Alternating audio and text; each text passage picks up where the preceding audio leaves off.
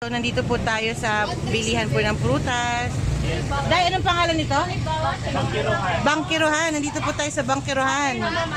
And tayo po ay bumili ng pomelo. Pomelo 1. Pomelo Melo 1. Ate, ano, magkano nga ulit yung ano?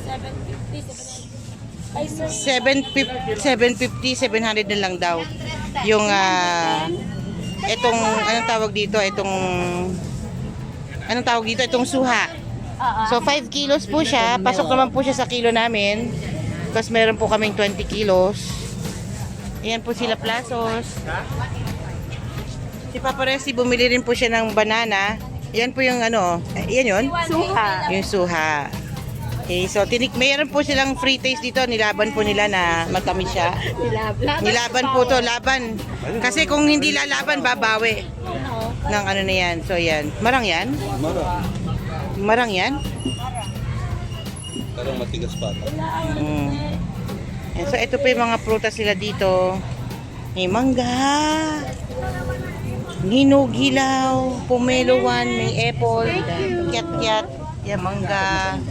May lemon din po, 20. At syempre, uso na po dito, may pa-Gcash po sila. You can pay via Gcash. May mga chicharon din po, opo.